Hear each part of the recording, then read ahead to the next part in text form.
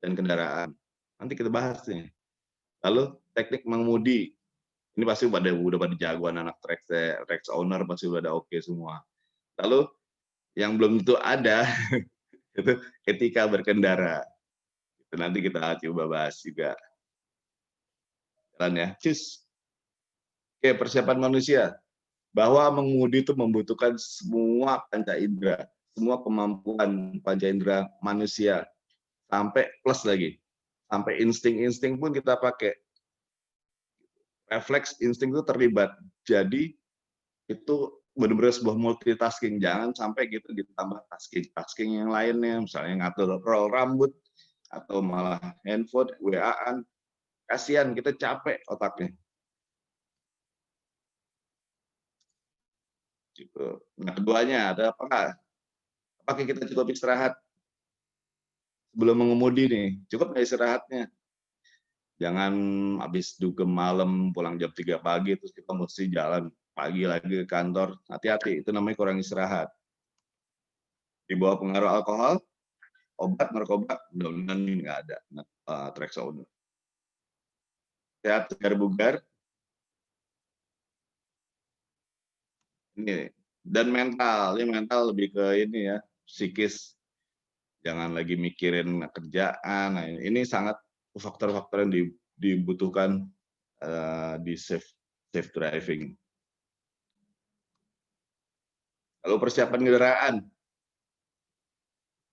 Ini biasa kita pakai untuk pengemudi yang daily. Jadi kita pakai namanya pay trip inspection. Ini kalau dilakukan cukup 5-10 menit kok. Kalau saya biasa start di depan kendaraan nih, jongkok sambil ngeliat bawah ada yang netes nggak ya. Kalau air AC oke lah, aman. Cuma ada air apa lagi tuh? Hati-hati, selain air AC berarti kalau ada air bisa jadi air radiator atau air wiper. Mudah-mudahan tidak semuanya. Gitu. Lalu ada uli netes nggak? Kalau nggak ada, kita lanjutin keliling. Cek bodi sambil cek ban. Lagi langsung lihat rembesan air oli di mesin dan shock breaker.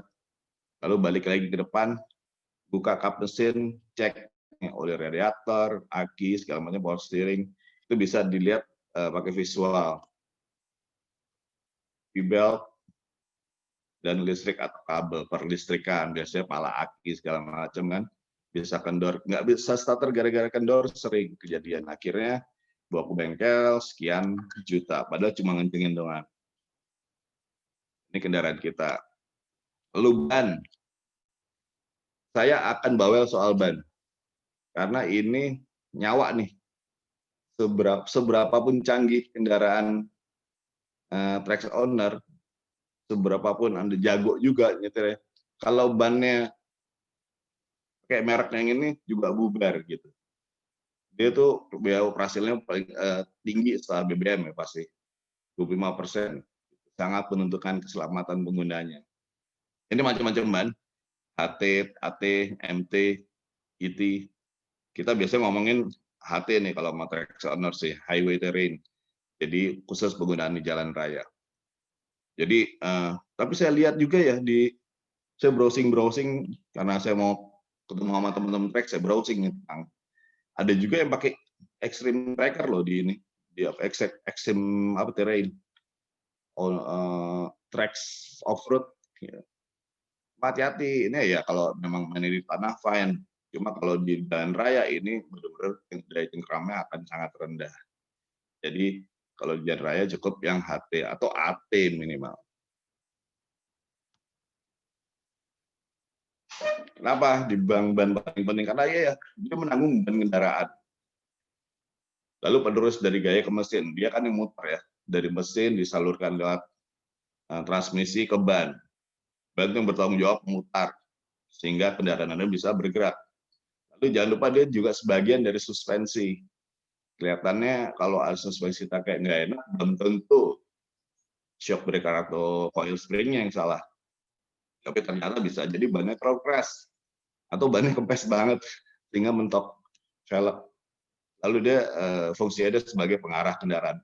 Mengarah kendaraan, belum tentu kendaraannya ikut Kenapa nanti ada ceritanya lagi. Ini cara baca ban. Banyak nih sih yang ngasih tahu nih. 225, 50, R16, 92V. 225 apa? Lebar tapak ban. 50 tinggi wall, dinding ban kan. Cuma itu bukan 50 mili, tapi 50% dari lebar tapak. Ingat, jangan salah. Bukan 50 mili, 50%. Jadi persentase dari lebar tapak. R16. Ini kadang-kadang dibilang ring 16. Padahal bukan, R itu mewakili radial, jenis ban. Jadi yang Anda pakai ini ban radial. Nanti akan dibahas juga soal radial atau apa. 16 baru rim. Jadi bukan ring ya. Untuk velg kita nyebutnya rim. 92 ini indeks beban, jadi berapa beban yang bisa kita bawa. Ini simbol kecepatan. Kalau nggak salah kalau V itu 240 km. Cuma ada listnya sih ntar kalau mau. Yang lebih penting, kalau beli ban, kita mesti tahu, ini ban buatan tahun kapan sih? Nih kita lihat nih, biasanya ada di dinding ban dan dia dicetak timbul. 4 angka terakhir. 2 angka di depan menunjukkan minggu produksi. Lalu 2 angka di belakang menunjukkan tahun. Jadi minggu 13 tahun 2004. Ini kelamaan. Jadi masa pakai ban cuma 5 tahun ya.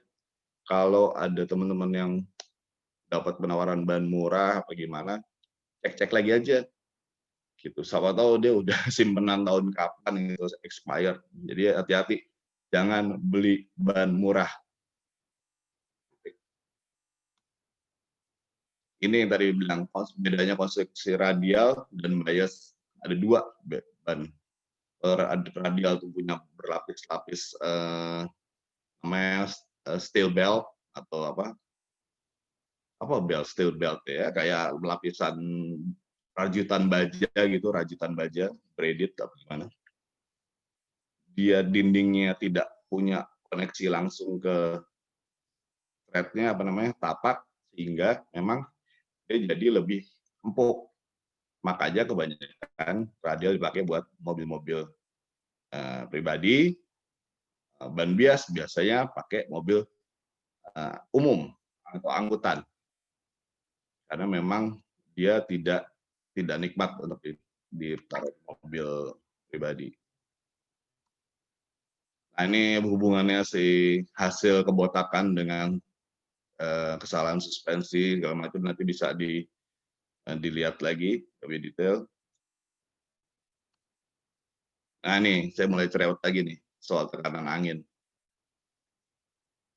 Semua tekanan angin ban bisa dilihat di namanya tire placard. Biasanya ada di sebelah kanan kendaraannya, di pintu kanan, di dalam frame pintunya itu. Berapa tekanan angin pas? Ikutin aja, itu pasti aman. Kalau tekanan angin tepat, maka semua tapak itu benar-benar napak di jalan semuanya. Jika tekanan angin kurang, ini apes nih, yang megang cuma kiri sama kanan, tengahnya naik dia ketekuk. Jadi bisa kalau diterusin penggunaan yang lama ini bisa jadi botak luar sih. Sorry ya, yang botak, gue juga botak sih. Botak luar, botak dalam, botak luar bener. Ya, soalnya yang kena cuma yang luarnya aja. Sorry. Tapi kalau berlebih juga nggak beres juga gitu. Kalau berlebih itu yang megang benar di tengah, kiri sama kanan yang megang, nggak bener juga. Jadi cek tekanan angin Anda yang rajin, apalagi ya yang merasa tiap hari lewat tol ya. Kan cenderungnya lebih cepat tuh, lebih ngebut. Jadi please cek tekanan angin yang tepat. Pakai tire gauge ya, jangan ditendang-tendang. Saya sering lihat orang ngecek ban ditendang gitu. Emangnya tahu kalau ditendang terus bannya teriak cukup gitu ya? Enggak lah, kita pakai tire gauge. Lalu ini cara untuk melihat kadar kehausan ban, keausan, nggak pakai H, keausan ban, namanya tread wear indicator.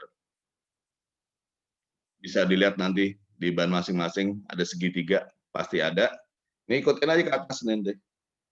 Kita ikutin bagi jari ke tengah, ke telapak, nanti ketemu kayak ada posisi tidur di groove-nya atau tapak ban. Di groove di coakan tapak ban tuh ada posisi tidur ini. Dia menandakan bahwa kalau si permukaan ban ini sudah sejajar sama posisi tidur ini, itu menandakan ban kita sudah harus ganti karena gigitannya sudah nggak maksimal lagi, nggak optimal, bahaya. Apalagi nanti musim hujan. Gitu. Kita napas dulu, napas. Maksudnya saya mau minum. Ada pertanyaan nggak di sini, monggo, Mbak Tante Emi? Thank you Om. Ini masih banyak nggak Om materinya Om? Sampai maghrib, Tante. Oke, siap. Ini ada beberapa pertanyaan kayak tekanan angin yang benar pas pagi hari, tekanan angin yang benar pas pagi hari kah? Soalnya kalau di bawah jalan pasti naik. Bener nggak sih Om? Om Handra ini. Oke, benar. Cek tekanan angin yang aslinya memang di pagi hari karena pada kondisi suhu normal. Itu paling benar, makanya cek aja. Cuma dia siang akan bertambah 1 apa 2 PSI, nggak begitu ngaruh. Cuma yang penting tidak minus jauh. Gitu. Saya 3 PSI nih pagi-pagi, kalau siang dipakai terus menjadi 35 fine lah. Gitu. Tapi benar pagi hari. Om siapa tadi? Yuk, thank you. Om Handra. Om Andra. Kemudian Om Joseph Palar, usia ban 5 tahun itu masa pakai atau umur mana nih bilang? Atau umur bannya? Umur simpan. Umur ban ya? Umur simpan ban. Jadi ban itu kadang-kadang di gudang juga disimpan dulu. Nah, itu 5 tahun ban yang tersimpan dengan benar. Nah, kalau nyimpan yang ngaco, lebih kurang lagi umur. Lebih pendek maksud umur. Gitu. Oke. Tapi soal nyetir ini saya mau ngaku dosa dulu nih. Kadang-kadang di lampu merah saya benerin alis dulu nih Om. Yeah. Dari Om Con ada pertanyaan, nyetirnya sebaiknya berapa lama sih sampai kita butuh waktu untuk istirahat? Ya, itu nanti akan kita ketemu bahasannya. Oh, gini udah advance nih. Lanjut. Pasti nanti ketemu kita. Next ya. Makasih Tante Emi. Ya. Satu, rotasi. Nah, saya cek front wheel drive nih, rotasi bannya. Cukup yang depan ditarik ke belakang, yang belakang di cross kanan dan kiri. Itu rotasinya kalau mau tahu. Tapi pasti ada sih di buku manual ya. Nextnya, ban pecah. Ban pecah nih kayak gini nih. Biar nggak ngantuk dulu.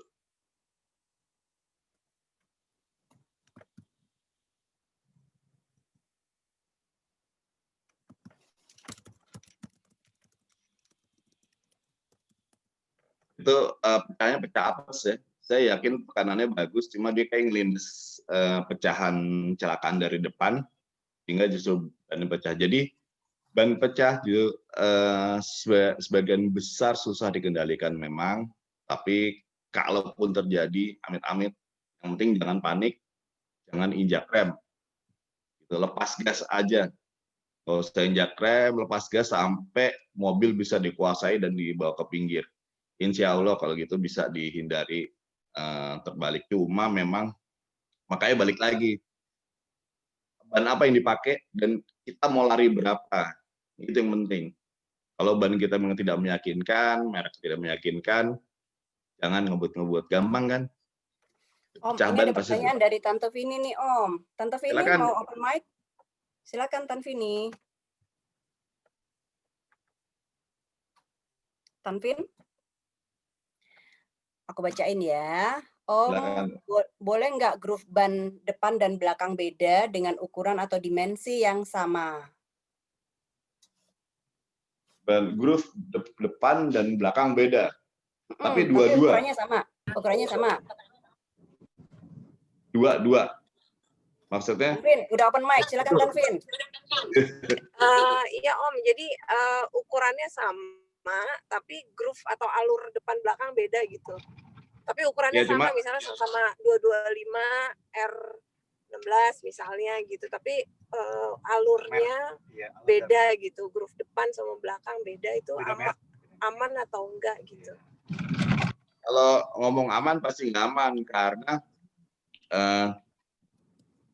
ban yang berjalan bareng itu kan punyai beban dan tanggung jawab yang sama nih.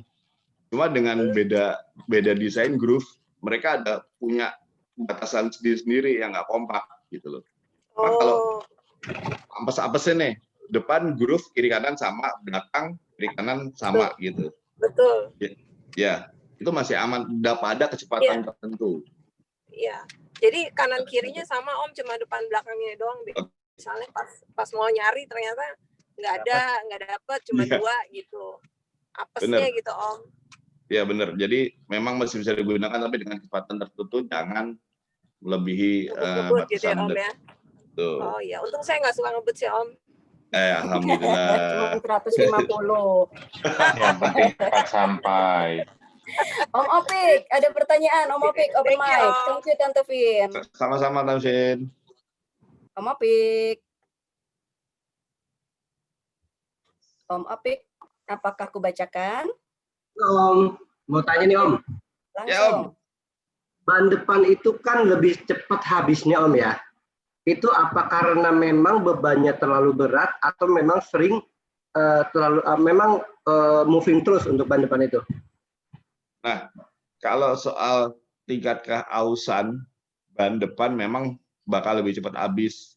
Apalagi yang front wheel drive sudah ban depan juga mesti begini kan. Ini kan gesekannya makin banyak, Om. Belok kiri kanan, apalagi yang sering nyetir dalam kondisi berhenti terus diputar. Nah, itu makin menambah tingkat keausannya. Pertama itu. Kedua ya memang front wheel drive lagi kan, Rex. Makin cepat habis. Gitu, Om. Kalau misalnya ini menurut penglihatan kita ini masih belum aus banget. Boleh nggak kita di belakang yang untuk ban yang lebih untuk ban baru gini, kita ngomong ban baru lebih baik diletakkan di belakang. Kalau nggak salah ada deh filmnya. Coba mudah-mudahan saya attach ya. Soalnya saya banyak ngurangin slide buat ngubur waktu. Ban baru biasanya kan letakkan di belakang. Ban depan yang mungkin belum sempat beli baru di depan. Oke. Om, Gitu, kalau Mami. usia mobil 6 tahun, KM rendah, tapak ban masih 90%, ban tetap harus diganti atau tidak nih, Om? Kayaknya berkaitan dengan 24 deh ini. Diganti, Tante. Ini sebenarnya iklan apa? Diganti. Harus ganti ya? Ganti karena kondisinya terpasang tuh mau muter mau enggak, takut ngekas. Gitu. Kelihatannya groove-nya masih bagus, tapaknya masih bagus. Cuma sebenarnya itu bekas apalagi di wall-nya. Wall tuh pasti bagian yang paling lemah. Dinding ban. Makanya tidak pernah, sangat jarang kalau ban tuh pecah di tapak. Sangat jarang, paling sering di dinding ban karena memang dinding ban itu bagian paling lemah. Oke. Om HKW mau buka mic? Pertanyaan dari Om HKW. Silakan Om HKW. Oke, call sign HKW. Saya HIX. Kesayangannya gitu. Om HKW? Pertanyaannya mana tadi? Kok hilang? Apa bedanya kalau ban diisi angin biasa dengan diisi dengan nitrogen? Ini pertanyaannya seru banget nih. Tiap ngobrol pasti ditanyain. Jadi polemik Tante, polemik banget. Jadi ada sekelompok orang bilang, kok ngapain ngasih nitrogen? Udara ini sekitar kita sudah mengandung nitrogen. Buat apa gitu? Cuma susah-susahin badan nyari pompa nitrogen. Nah, sebaliknya yang penggemar nitrogen dibilang, ban lo akan lebih dingin. Gue pernah ngetes di lab katanya, bahwa pada sekian ribu RPM menggunakan nitrogen tuh temperaturnya lebih stabil. Jadi susah. Si yang di lab juga nggak bisa melampirkan hasil percobaannya. Nah, yang rombongan pendukung angin biasa ini juga ngerasa sehari-hari dan sekian belas tahun gue pakai angin nggak apa-apa juga gitu. Sekarang balik lagi seberapa kencang sih Anda mau ngebut Ferrari kah? Apa secepat F1 kah?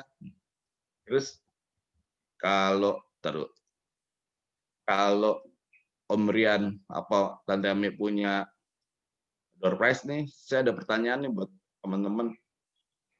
Yang jawab benar boleh nggak dikasih? Boleh, kasih Om, kita kasih semua deh Om. Ya, Om punya pertanyaan apa? yang benar ya dapat Boswan. Weh, thank you Om Rian. Om Rian, ini pertanyaannya. Mendingan kurang angin apa kelebihan angin? Oke, jawab Om Condro, raise hand, jawab. Open mic Om Condro. Ini bukan ban pesawat ya Om Condro. Silakan. Baik kelebihan angin Om. Kenapa Om? Kalau kekurangan angin nanti dia tendensi meledaknya banyak lebih besar Om. Loh. Ini maksudnya lebih bahaya mana nih? Kelebihan angin Om. Lebih baik kelebihan angin. Oke, ada lagi nggak yang lainnya? Oke, yang lain? Mas Ganteng jangan diem aja. Jawab. Mas Ganteng kayaknya lagi mikirin salon. Lebih bahaya kelebihan angin Om. Kenapa Om? Om Suli ya? Om HKW? Om HKW. Kalau kelebihan angin kan otomatis kita jalan, tuh angin akan lebih banyak lagi. Jadi tekanan angin itu lebih berat, lebih bahaya, suatu waktu bisa meledak kalau saya lihat. Meningkat ya? Ya, mendingan kurang angin, dan nanti kalau jalan kita kenceng, otomatis dia kan bisa lebih sedikit tuh beda tekanan anginnya gitu. Memang masih kurang sih. Saya dong. Boleh. Dong, terakhir. Lebih baik yang paling benar adalah tekanan anginnya ideal. Tapi kalau disuruh pilih lebih baik sedikit kelebihan angin daripada kekurangan angin. Kenapa? Karena kalau kekurangan angin, itu ban akan semakin panas dan beresiko pecah lebih besar dibandingkan dengan yang sedikit kelebihan angin. Itu jawaban saya, Om. Wah, berarti Boswan jatuh ke tangan Om Suli. Yeah. Selamat. Tadi udah dikasih contekan ya Om ya? Enggak. Bener banget Om. Wah, baca di bawah tuh. Ada yang rese. Oke. Jadi si ban itu rata-rata pecah bukan karena tekanan anginnya, tapi karena wall-nya sobek. Sekarang kalau ban kempes nih, mana sih kamera gue? Nah, ban kempes. Screen-nya boleh di stop dulu Om biar kelihatan. Tawan dong belakangnya ntar. Enggak.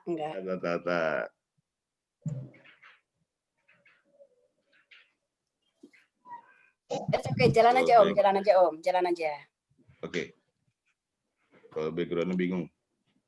Jadi si ban itu kempes nih. Kempes ya. Terus itu di bawah kan karena beban mobil. Terus dia naik ke atas, kembung lagi. Karena nggak ada beban, kembung lagi dia. Terus di bawah kempes lagi. Dan itu terjadi sekian ratus dan sekian ribu RPM. Bayangkan ban tuh suruh begini-begini, dindingnya lama-lama akhirnya yang kalah. Jadi bukan karena tekanan angin bertambah, cuma dindingnya sobek. Akhirnya pecah deh. Ban didesain mampu menahan 10 kali tekanan maksimum. Jadi dia naik 5 PSI masih aman. Gitu. Mas Uli, selamat. Terima kasih banyak teman-teman yang Terima sudah kasih. Terima kasih banyak. Kita langsung. Oke. Ada lagi nggak Thank you, Om. curhat-curhat tentang ban? Oke, ini Om Dan Ferdian 625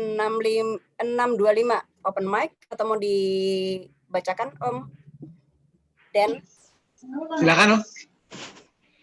Oke, pernah punya pengalaman pakai ban merek lokal, baru usia 2 tahun pakai sudah nggak enak, kerasa keras, padahal masih tebal. Apa yang salah ya Om ya? Apa karena harganya murah jadi kualitas kurang bagus? Apa sebaiknya pilih ban yang mahal supaya awet dan nyaman, tapi ban ContiTrex mahal sering sobek? Silakan, Om. Ini jadi nggak enak. Sebenarnya ada pendapat gini. Banyak yang senang nyemir ban kan. Kalau cuci mobil, pasti otomatis disemir. Nah, tapi hati-hati, semir ban ini nggak semuanya bagus. Ntar tanya sama Om Pri deh, setuju nggak Om Pri? Banyak yang semir ban ini justru akhirnya membuat ban lebih cepat keras. Jadi hati-hati memilih semir ban. Kalau memang ragu-ragu, mendingan bilang jangan disemir, semir sendiri gitu. Beli sama Om Pri yang bagus, yang jelas kualitasnya, sehingga ban justru lebih awet. Kelihatannya memang mengkilap gitu, cuma ternyata dia mengganggu kualitas fleksibilitas dinding ban. Gitu. Lalu kalau tidak enak dan enak, banyak faktor tuh. Pertama, suspensinya bener nggak? Jangan-jangan udah bannya murah, suspensinya bermasalah, akhirnya makin nggak enak. Jadi sebenarnya nggak semua ban murah itu pasti nggak enak, cuma memang saya lebih ngomong ke safe-nya. Yang sudah ya apa sih? Bakal nggak mungkin yang murah bagus itu susah ditemuin di dunia ini. Ya nggak Mbak Tami? Benar. Ya Memilih maaf pasangan nih. pun begitu. Oh, Jadi Om Irfan. Siap, Tan, Emi, Nuhun. Iya. Udah dikasih kesempatan. Selamat sore. Mangga. Silakan Om. Salam off-road, salam dari Om Muko Karsono. Waduh, itu senior saya itu. Legend. Legend. Om, saya kan pengguna Trex, Om. Kan ada TPMS ya, Tire Pressure Monitoring System. Nah, kadang sama temen di mobil tuh suka debat tuh. Wah, Om, ban lu bocor nih, halus atau gimana? Karena keempat ban itu tekanannya beda-beda, Om. Ada yang kiri depan 36, kanan depan 34, belakang. Selalu beda-beda. Apakah itu normal atau memang ada bocor halus, Om? Gini, siap, makasih Om. Kita lihat dulu. Pertama, beli tire gauge yang bener ya. Jadi yang terkalibrasi. Terus kalibrasi lagi tuh. Misalnya si TMS itu, Tire Monitor, apa tadi? TMIS ya? TPMS, Om. Sama nggak sama si gauge itu? Sama nggak sama si gauge? Cek aja. Jadi istilahnya kita calibrate lah yang versi pentil teknologi baru itu sama nggak sama tire gauge ini. Kalau memang ada ketidaksamaan dan berapa persen gitu toleransinya. Saya pikir itu kan pasti ada batas minimal. Jadi kalau misalnya cuma beda 2-3 PSI bisa diabaikan. Mungkin bisa dibaca lagi tuh di manual booknya. Beberapa parno sih kita mesti bergantung sama si TMIS itu. Gitu Om. Oke, terima kasih Om Wing. Sama-sama. Ya. Om Arif 519. Silakan Om Arif. Om, sorry Om, mau nanya aja Om, tips waktu driving pas hujan Om, karena sekarang masuk musim hujan Om, banyak kasus-kasus slip dan segala macam tuh. Kira-kira untuk menghindari itu dari sisi defensive driving gimana Om? Terima kasih Om Tan. Sip. Om, ada bahasannya tapi ntar ya Om, slide selanjutnya ya. Siap. Oke, dari saya ya. Tapi jangan tidur, ntar pas dibahas tidur lagi. Siap Om. Oke, terima kasih Om. Siap, kita next dulu ya. Thank you teman-teman. Kita pindah dulu ke ban sudah. Sekarang kita mulai masuk mobil nih. Oke, mau pindah. Nah, saya lebih sering ngasih nama cockpit checking. Jadi pada saat kita masuk ke kendaraan, apalagi kendaraan baru ya, kalau kendaraan max owner, trax owner sih udah pasti hafal. Apa yang kita mesti lihat sama faktor safety-nya. Ya sebenarnya pakai airbag nggak sih? Kalau pakai airbag, karena pakai airbag kita dituntut punya posisi yang tertentu gitu buat nyetir. Nanti dibahas juga. Lalu teknologinya sejauh apa? Yang tadi misalnya TMIS, gue mesti semanut apa ya dengan si alat itu gitu.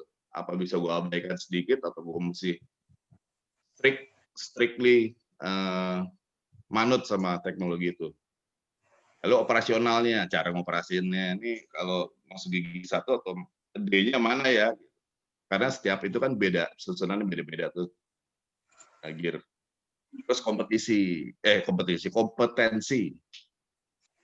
Sadar diri aja, gue sebenarnya udah cukup ilmu nggak sih bawa mobil ini nih. Kalau ribet mendingan nggak usah deh. Ini cuma ilustrasi aja, masuk ke cockpit. Lalu pre-drive. Kelihatannya sini ini ya, simple. Kita bisa bilang, saya udah belasan tahun nyetir, masih ngapain aja lo ajarin kayak begini lagi gitu. Masuk kabin, kunci pintu. Padahal ini sebenarnya standar oil company nih, kalau saya ngajar. Jadi masuk kabin, kunci pintu. Lalu setting posisi duduk nanti ya kita udah akan bahas gimana posisi duduk yang ideal. Lalu pasang safety belt karena udah oke, nggak usah mundur maju lagi. Lalu pasang safety belt. Sesuaikan headrest. Kenapa sih headrest diurusin? Ada lagi ceritanya. Lalu kontak on ya, bukan start loh, masih on. Terus kita lihat nih panelnya, karena si panel indikator itu kan sarana mobil untuk curhat ke kita gitu. Gue kurang oli nih, ditambahin dong gue oli atau gimana? Atau gue kepanasan nih. Nah kita lihat tuh curhatan mobil kita apa, ada yang aneh nggak? Kalau nggak ada yang aneh, fine. Setel kaca spion lagi, kiri kanan hati-hati, jangan sampai ada blind spot. Lalu klakson sekali, start engine. Udah start engine nih, udah aman kan? Tinggal soal driving position. Kenapa sih saya sendiri sangat concern sama si driving position ini? Karena driving position itu menentukan kemampuan kita mengontrol posisi kaki kita gimana. Kebetulan kalau tracks kalau nggak salah matic semua ya. Gimana sih cara ngerem ngegas yang bagus? Posisi tangan di setir. Nanti dibahas lagi nih habis maghrib kali ya, gue kayaknya kelamaan. Ini posisi punggung. Punggung tuh benar-benar harus nempel di kursi, jangan sampai ada yang maju. Terus driving position ini juga sangat menentukan kemampuan berkomunikasi. Dengan siapa? Dengan panel instrumen. Jadi maksudnya kita duduk juga jangan sampai pandangan kita ke panel instrumen terhalang. Entah ditaruh handphone, entah ditaruh aqua atau gimana. Aqua, nggak boleh nyebut merek, air mineral. Lalu kita berkomunikasi dengan apa? Semua objek dinamis, semua objek yang bergerak di sekitar. Motor, bajai, metro mini, udah nggak ada ya sekarang. Transjakarta, segala macam. Lalu kita bisa handle blind spot. Dan terakhir adalah dimensi kendaraan. Kita juga dengan duduk yang benar, kita bisa mengira-ngira posisi kendaraan kita nih seberapa dekat sih sama kendaraan sebelah. Gitu. Dimensi kendaraan kita sangat terbaca gitu dengan posisi kita yang baik. Command view yang enak. Lalu comfort, kenyamanannya. Driving position, duduk dengan hip point. Hip point itu adalah posisi tulang pinggul. Itu titik paling kuat dan ternyata titik tengah-tengah tubuh manusia di tulang pinggul. Duduklah di situ. Jangan melengkung. Jangan akhirnya si hip point, nanti saya terangin ya. Hip point bergeser ke depan. Nanti ada rentang waktu tertentu akan menimbulkan masalah pada tulang punggung. Lalu ergonomik. Ergonomiknya duduk sesuai postur tubuh. Bukan comfort, bukan bukan relax, itu nyaman, tapi bukan relax. Kalau relax itu duduk di rumah, nonton TV, makan popcorn. Oke, itu driving positionnya. Ini cara meminimalisir blind spot buat teman-teman. Kalau style spion, please jangan terlalu ke dalam. Sisain aja sedikit kelihatan body kita sendiri. Dan sebagian besar diarahkan keluar untuk melihat blind spot di belakang. Lalu untuk beberapa posisi kita juga harus melakukan head check. Jangan 100% percaya pada spion, karena pasti ada blind spotnya. Jadi blind spot tuh banyak macam yang bisa terhalang setir mobil, misalnya pilar A, pilar B, pilar C, kondisi jalan yang jelek, dan cuaca. Loh. Ini beberapa blind spot. Jadi jangan tempatkan diri Anda di blind spot orang lain, apalagi di motor atau di truk ini, karena di si kuning ini sudah nggak terlihat. Ya. Yang dekat pun ternyata malah tidak terlihat. Ini banyak bisa dipelajari. Blind spot, hati-hati. Oke, sebelum saya masuk ke safety belt, ada mengenai tadi nggak pertanyaan mengenai bahasan tadi? Yayasan dan Kemanusiaan Kompas. Iya Om, itu mau nyumbang buat kita Om. Alhamdulillah. Soalnya Debbie.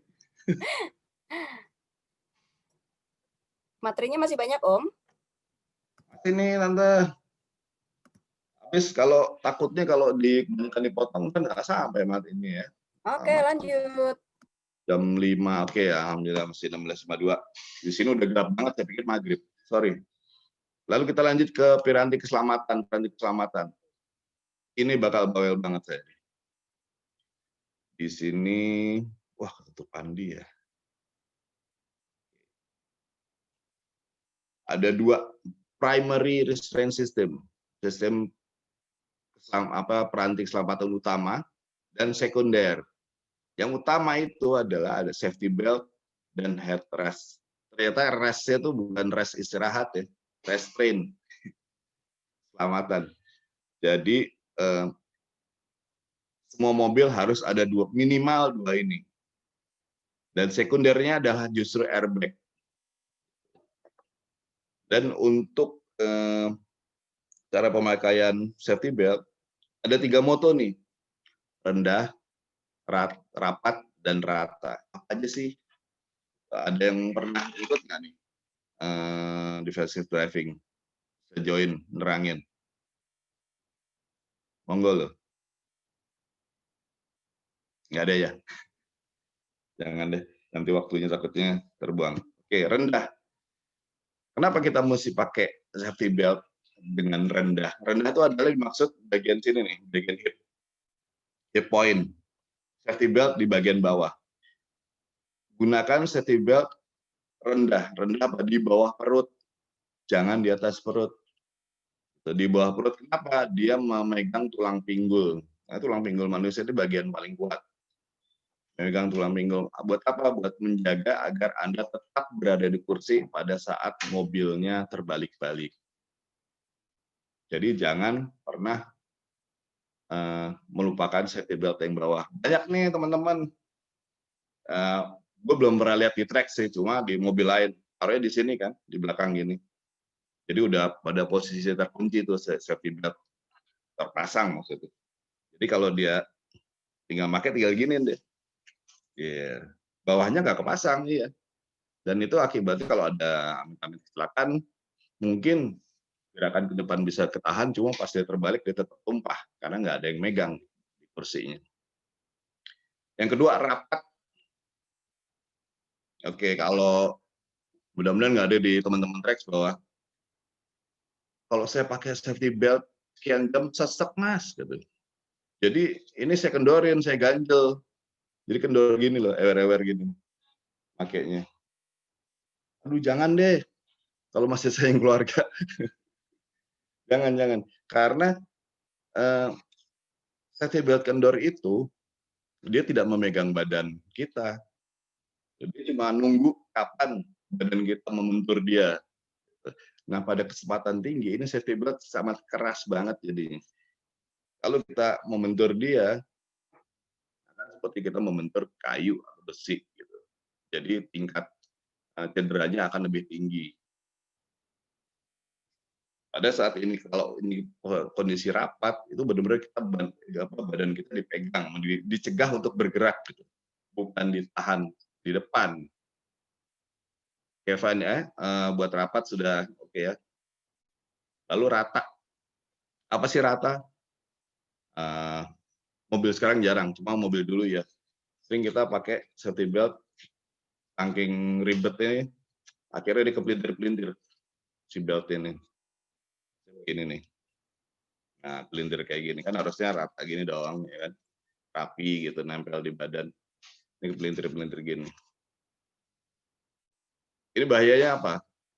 Pada saat terjadi kecelakaan, bagian yang menegang ini bisa jadi alat yang mengiris badan kita akhirnya, sisi-sisi tajam ini. Dan ini kepelintir begini nih, jadi kecil kayak kita dipegang sama besi beton akhirnya. Bukan kena oleh belt, kalau belt kan lebar. Kalau kecil gini jadi kayak ditahan sama besi beton. Jadi rendah, rata, rapat. Dan tidak ada alasan untuk tidak menggunakan safety belt sependek apapun rutenya. Jadi walaupun cuma ke Indomaret kok dekat, nggak usah pakai safety belt, nggak apa-apa lah, orang di gang kok. Jangan deh. Nanti ya amit-amit ya, kita nggak tahu apa sih orang kayak gimana, cuma ini ada contoh sebagian.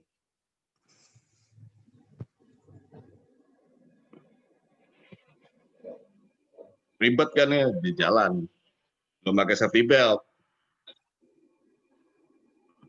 Ternyata nggak jauh dari situ collision, ada collision, cuk.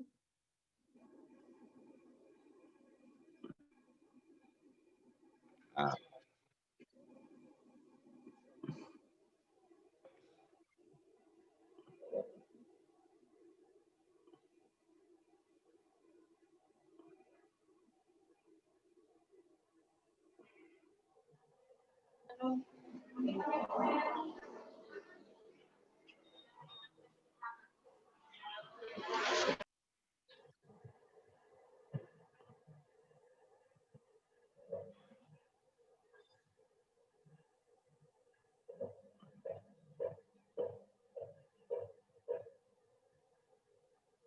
Belt up pokoknya. Jangan telat pakai safety belt, karena cuma yang nggak pakai aja, tapi yang pakai pun akhirnya jadi korban. Lo headrest itu ternyata ini loh berfungsi banget buat menahan benturan dari belakang. Jadi kepala kita tuh mengeklak gitu. Mungkin dari sini lebih gampang.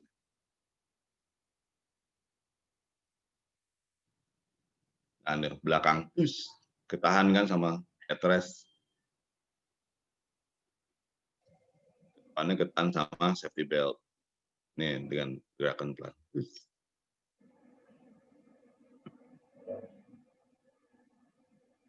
Ini terjadi sama kakak saya sendiri, ditabrak dari belakang, headrest-nya sampai patah. Untung kepalanya tidak patah, karena ada headrest maksudnya. Oke, secondary restraint. Ini airbag. Jadi jangan, kalau kita mobilnya ada airbag, kan apa namanya, merasa aman pakai airbag kan ada bantal gitu. Jadi kalau gue tabrakan duduknya di bantal. Enggak lah, airbag itu keras. Airbag itu mengembang di kecepatan kalau nggak salah 100 km per jam. Memang cuma kondisi puncaknya cuma sebentar ya, sekian detik, habis itu dia kempes lagi. Cuma bayangin kalau Anda terbang ke arah airbag pada saat ada benturan, dan airbag itu pas mengembang 100 km, 150 km per jam. Enggak kayak membentur tembok. Oke. Saya banyak dibantu dengan film di sini. Nggak pakai safety belt ya.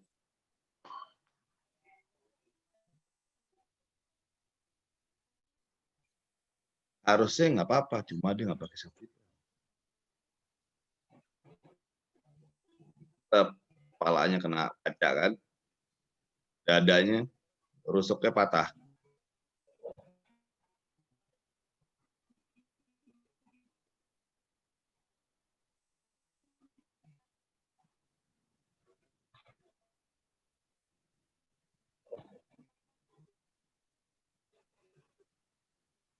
Tuh, kelihatannya remeh-temeh. Oh, itu kan bantal, bukan bantal tuh. Jadi tetap gunakan safety belt. Om Bing 1701 kita buat kesepakatan Break. dulu dengan teman-teman. Kita lanjut. Teman-teman, kita lanjut. Lanjut. Oke. Aku udah bilang lo Om Rian lo nih nggak mau cukup. Lanjut dong, guys. Lanjut Om Rian, Tante Emily, siap ya? Lanjut dong, silakan. Oke. Nih tipsnya, selalu pakai sampai bunyi klik safety belt. Jangan sampai kalau nggak bunyi, mendingan diulang lagi. Bunyi sampai klik. Gitu. Lalu kalau sudah bunyi, tarik ke atas lagi safety beltnya. Pastiin bahwa dia nggak copot. Dan si rendah ini dia akan duduk di posisi yang benar. Dia akan turun ke bawah. Safety belt bagian bawah. Jangan lupa klik dan tarik ke atas. Lalu, ini yang penting nih, buat teman-teman, saya lihat udah banyak yang berkeluarga, bahwa jadi safety belts are for everyone. Kenapa? Bukan. Ceritanya mau jalan-jalan. Sengaja biar nggak ngantuk. Ini temennya masih nggak pakai safety belt. Cowoknya. Ada collision, udah. Dia jadi pinball. Sana kemari kan. Selin kan.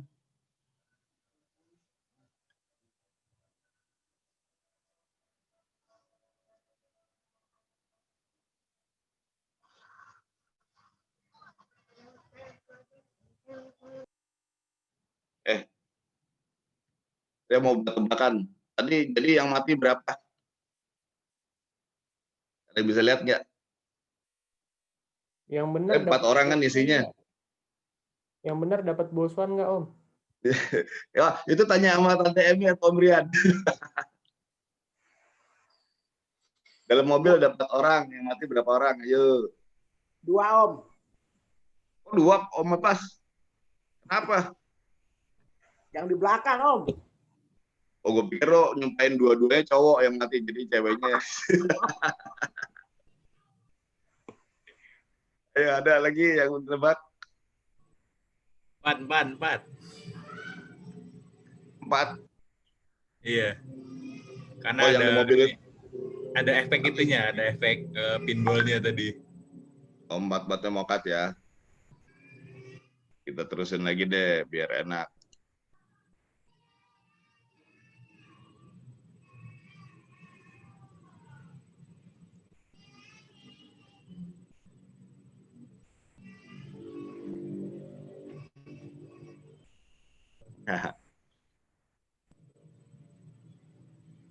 Salah Om Suli. Yang meninggal yang pakai safety belt, yang hidup justru yang jadi ini, jadi penyebab meninggalnya orang-orang ini. Karena dia kan pinball tuh, nabrak sana, nabrak sini. Walaupun akhirnya dia hidup jadi bego karena cacat, cuma yang 3 ini mati. Jadi maksudnya apa? Kalau ada temen ikut nggak pakai safety belt, nah itu rese tuh. Mendingan kita marah-marahin aja, suruh pakai safety belt. Jadi atau enggak kalau buat keluarga ya dihimbau, walaupun di belakang pakai safety belt. Kalau mau filmnya nanti saya kasih. Tuh, kan biasanya orang nggak percaya nih. Apa sih di belakang kan empuk. Gitu. Jadi ini pakai safety belt pertimbangannya karena ini.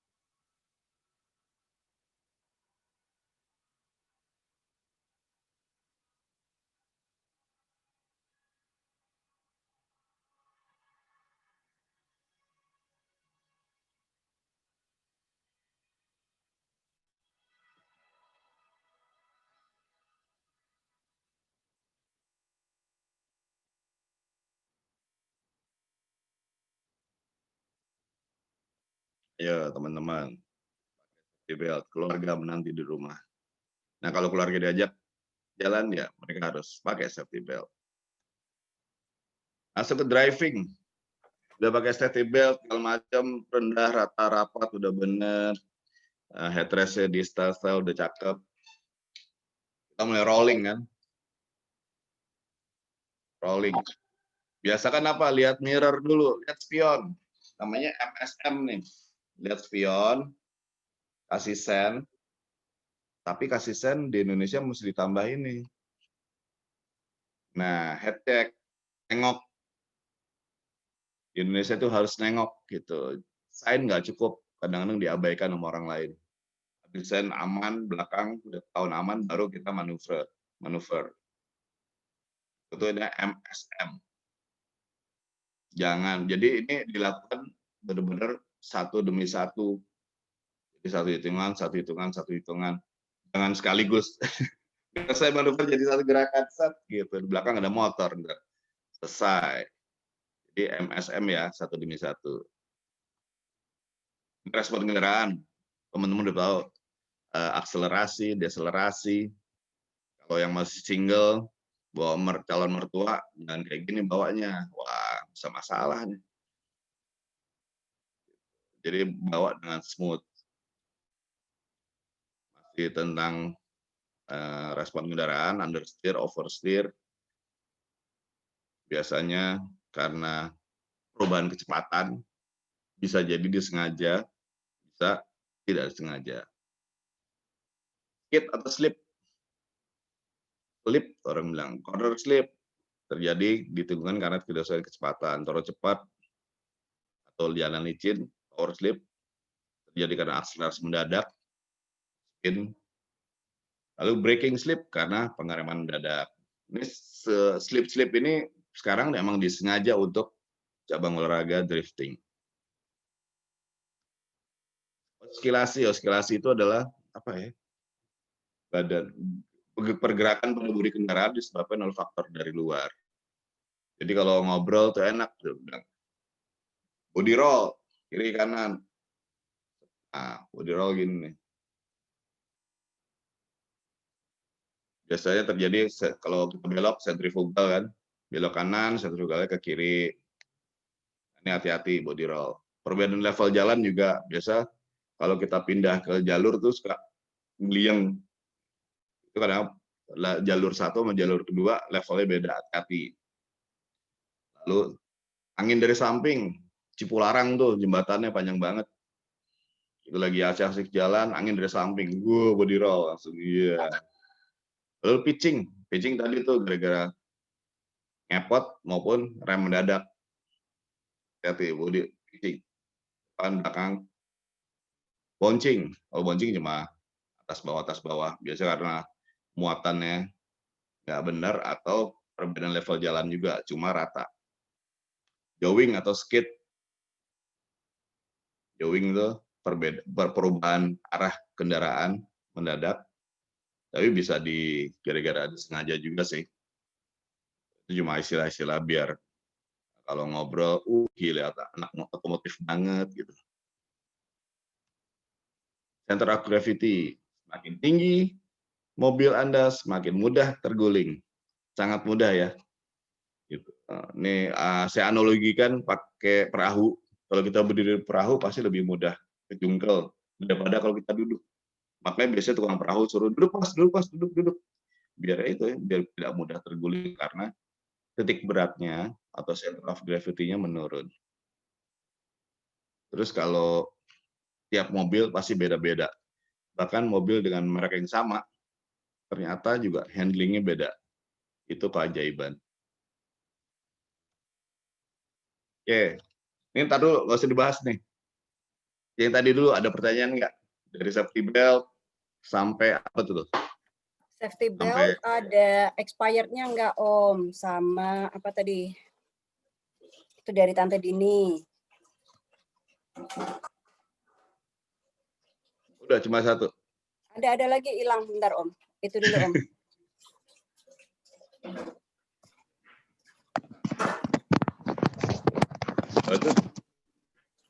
Oh, headrest kalau dinaikkan itu ada pengaruhnya enggak sih? Oh, iya. Jadi gini. Terima kasih atas respon yang saya coba bahas tentang expiry safety belt. Safety belt sebenarnya tidak praktis, tidak ada expired-nya. Cuma kalau lihat ada keausan, biasanya keluar bulu-bulu benang-benang halus tuh di safety belt itu berarti harus diganti. Karena dia pasti sudah tidak bisa menahan tarikan yang mendadak lagi. Jadi untuk expired, apalagi kalau nggak pernah dipakai. Kita lihat cuaca juga, kalau cuaca panas tuh kering gitu pasti rusak. Cuma praktis tidak ada expired kecuali aus. Mbak Tin. Lalu tadi apa? Headrest ya. Ini tadi udah di ini deh. Bahas. Nah ini udah nyampe belum? Gambarnya udah ya. Headrest di setel setinggi kepala. Patokannya kuping aja.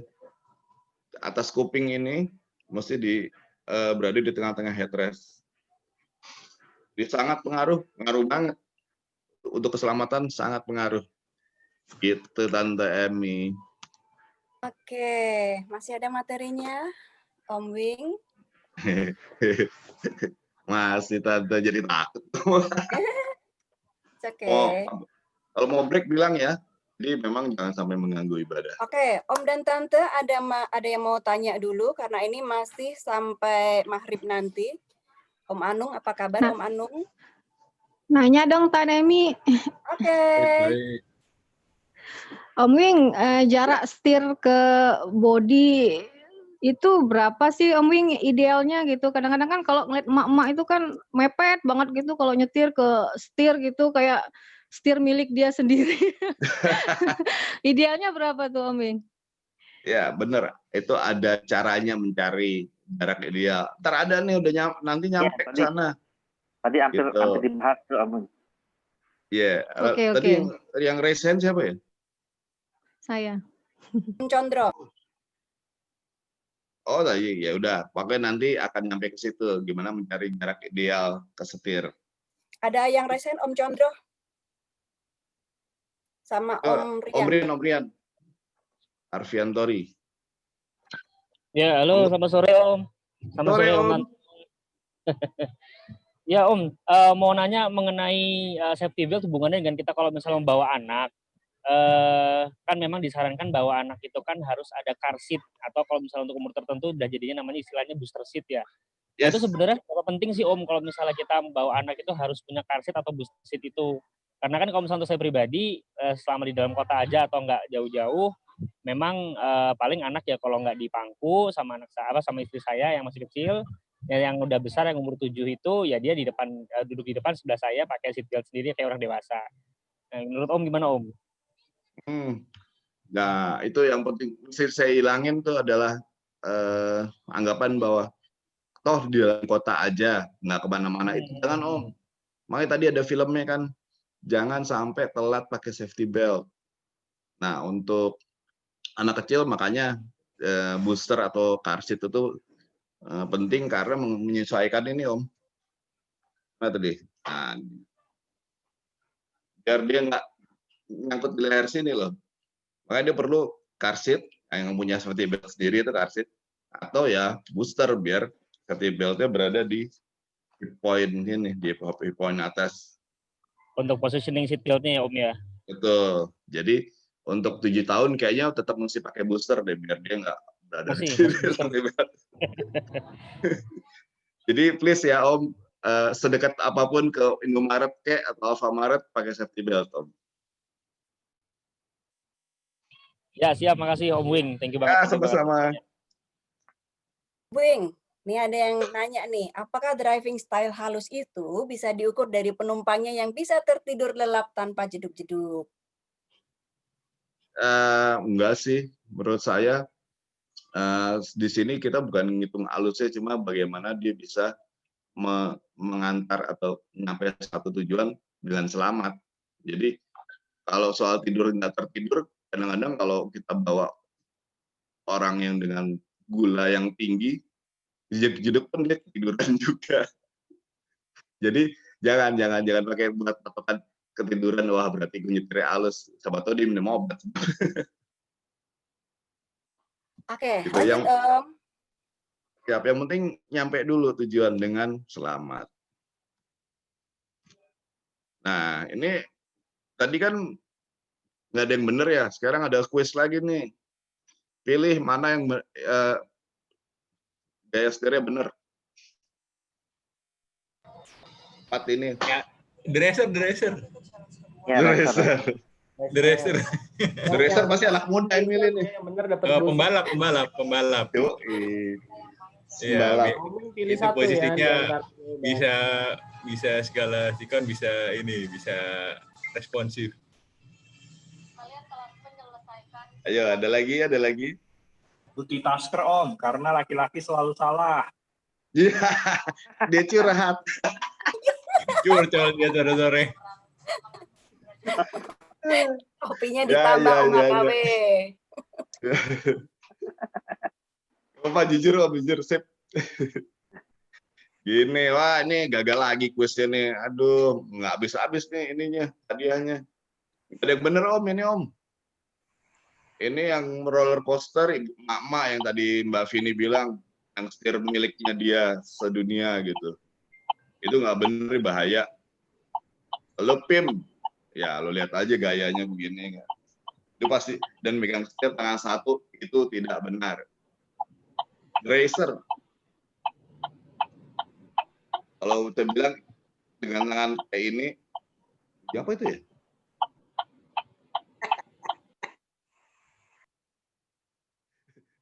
Ada yang lagi makan.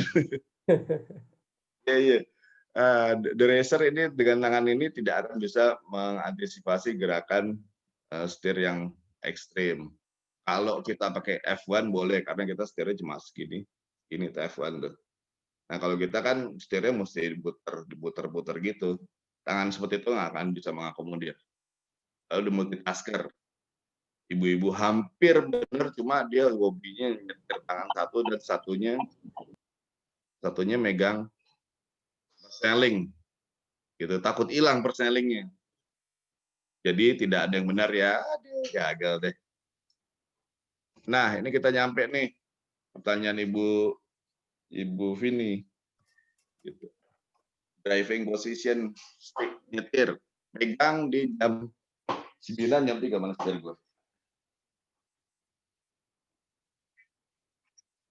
Jam 9, jam 3. Jempol di luar. Karena apalagi saya percaya di tracks pasti ada thumb rest-nya udah. Taruh aja di situ. Emang itu buat istirahatnya si jempol gitu loh, buat posisi jempol. Thumb rest-nya. Siku jadinya agak tertekuk. Nah, gimana cara nyari? Tadi pertanyaan gitu, cari jarak antar setir dan bodi. Ini nyari kameranya agak bingung. Nah, Taruh lengan Anda di sini. Di pergelangan tangan di atas setir. Nah, itu jarak maksimum berarti.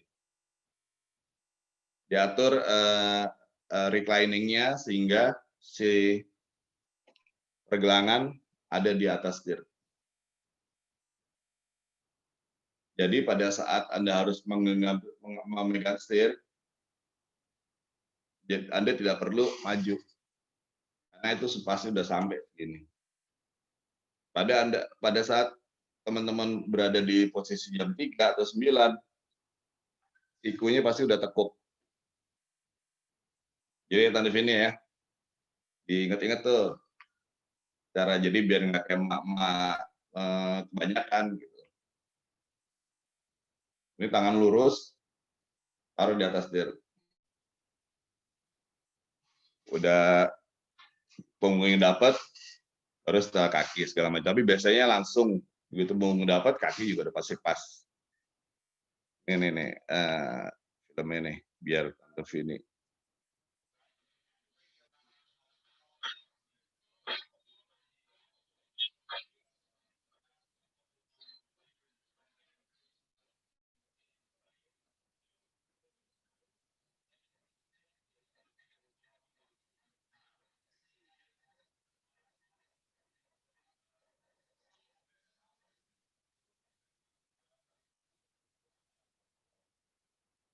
Oke, Mike.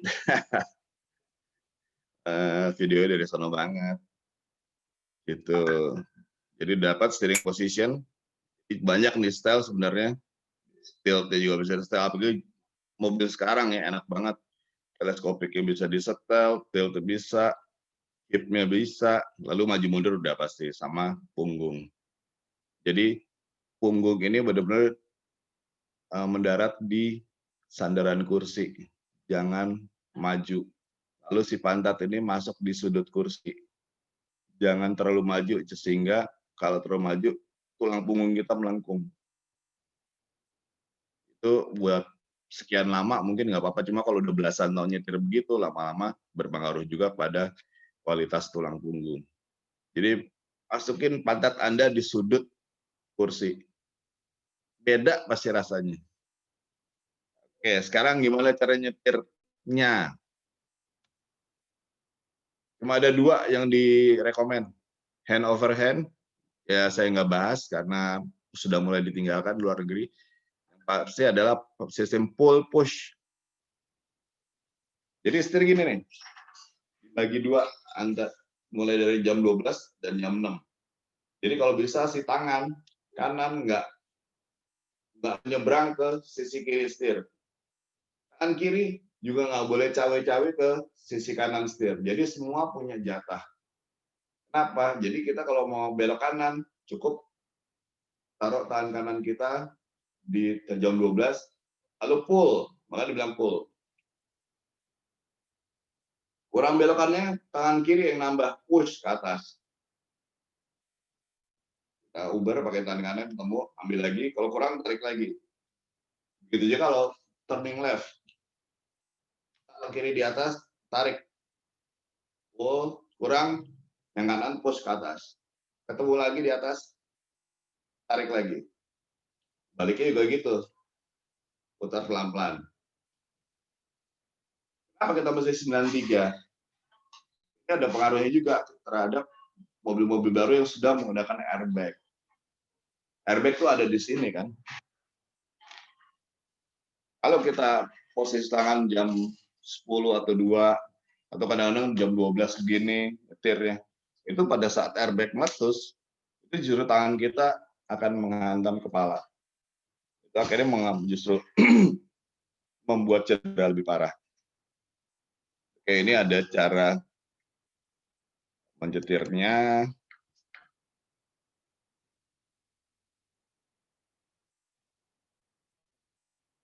Full push.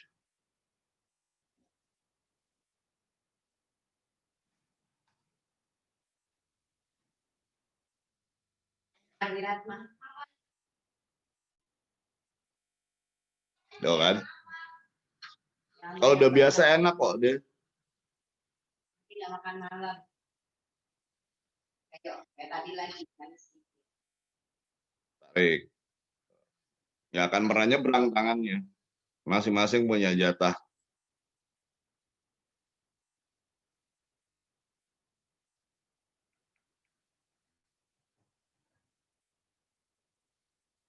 Push up with left.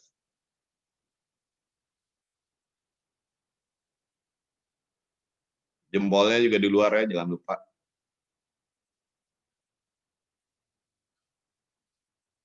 Tuh, bisa kok buat quickly juga.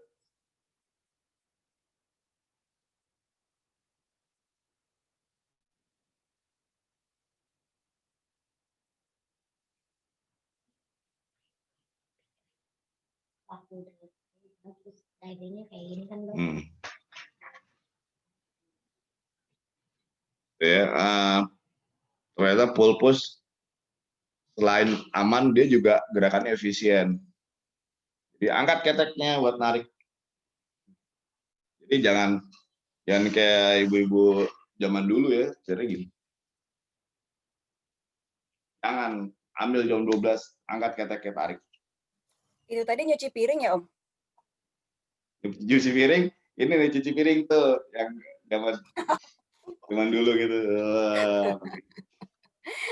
Om, berhubung mau maghrib ini materinya masih banyak. Nanti kita buka lagi kelas nyetir dengan aman ini ya Om ya. Boleh, memang. Saya tahu materinya belum semua nih. Belum, sayang loh kalau nggak ini. Banyak tips-tips lagi yang mesti yang pengen saya sharing. Oke, Om Rian bagaimana Om Rian? Gimana Tante? Om Rian mau lanjut atau mau kita buka sesi lagi nanti di kesempatan lain? Ya, karena berhubung waktu juga mendekati maghrib nih, mungkin nanti kita coba bikin sesi lain di lain waktu. Harapannya sih pandemi sudah berakhir, jadi kita bisa sambil praktek tuh, niatnya pengennya sambil praktek. Betul. Iya, penasaran ya. Kalau begini tuh ngasih contoh aja susah gitu. Jadi kan kita tadi Om bilang ada tamresnya gitu. Saya aja nggak inget ada nggak ya? Jadi masa harus turun ke bawah dulu gitu kan? Kalau mana tiap hari pakai mobil? Udah 7 bulan nih nggak ini. Oh iya ya, sekarang pakai sepeda ya? Sekarang pakai sepeda, betul. Jadi gitu ya Tante Emi, nanti kita lanjutkan Tante Emi. Oke, boleh stop share sebentar Om Wing. Ya. Mana tuh? Yang hijau-hijau itu. Oke, thank you. Teman-teman, udah 2,5 jam kita bareng-bareng dengerin Om Wing sama Om Pri tadi. Masih banyak, ini baru separuh dari materinya Om Wing. Nanti kita buka sesi lagi, sekaligus update tentang kesehatan gitu ya barangkali. Nah, kalau untuk ke depan nih, teman-teman pengen ada sesi apa lagi nih materinya? Sesi ketemuan, Tan Emi. Ya belum bisa tuh. Gini aja sudah bahagia nih ngeliatin Om Wing nih. Touring. Ya, malahan penasaran nih, belum habis soalnya. Apanya? Pembahasannya. Sekarang bilang boleh dilanjut. Kentang.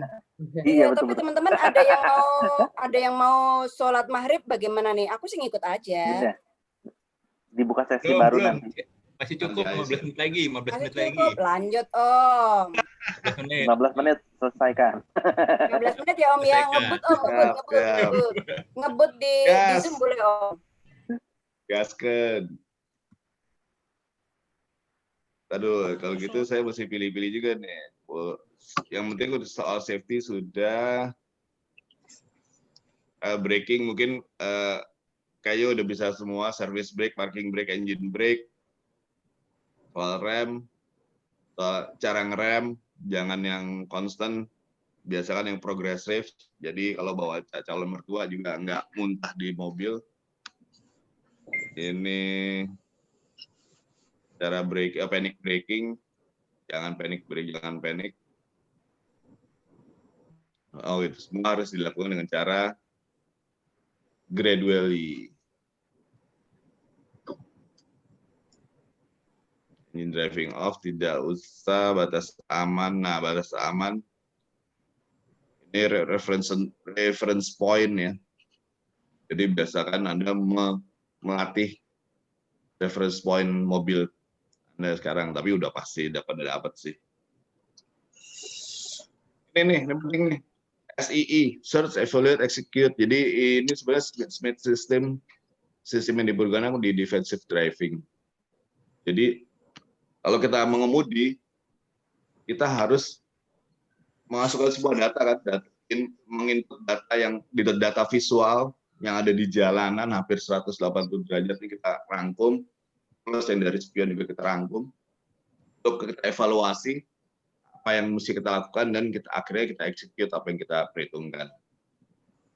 Caranya apa? Search. Nah, ini misalnya jalanan nih, jalanan panjang. Pada 120 detik ke depan itu namanya zona search.